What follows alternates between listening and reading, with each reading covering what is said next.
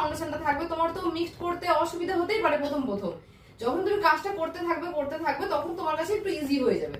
কিন্তু প্রথম প্রথম যখন দেখবে যে তোমার কাছে দুটো ফাউন্ডেশন আছে বা তিনটে ফাউন্ডেশন আছে, সেম কোনো ফাউন্ডেশনটাই ওর স্কিনের সাথে ম্যাচ করছে না, তো তোমাকে তো মিক্স করে বানাতে হবে, অতগুলো সেট তো কেনা সম্ভব না। তো তখন যখন দেখবে যে ওর স্কিন টোনটা ফেয়ার, তো আমি আগে ফেয়ারের পরিমাণটা বেশি নেব, তারপর আমি দেখবো ওটা বেশি ফেয়ার হয়ে যাচ্ছে মানে আমি এক ড্রপ হয়তো ডার্ক দিলাম। এবার যদি দেখি ওর স্কিন টোন মিডিয়াম, তাহলে আমি দুটোই মিডিয়াম মানে অল্প অল্প করে দেবো, মানে সেম পরিমাণে দেওয়ার পর যদি দেখি যে মিক্সড করার পর ওর স্কিন টোন থেকে ডার্ক লাগছে, এক ফোঁটা ফেয়ার দিয়ে দিলাম। আর যদি মনে হয় যে ওর স্কিন টোন থেকে বেশি ফেয়ার লাগছে, তো এক টোন ডার্ক দিয়ে দিলাম।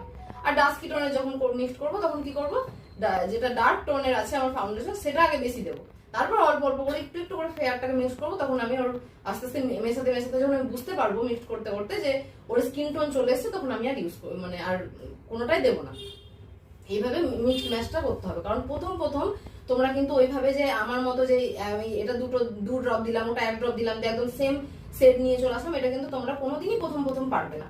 যতই আমি বলে দিই, ওটা ওইভাবে পরিমাণে বলতে পারবো না যে এটা এতটাই ওর স্কিনে লাগবে, এই সেটটা এতটাই লাগবে, এটা কিন্তু আমি বলে দিতে পারবো না।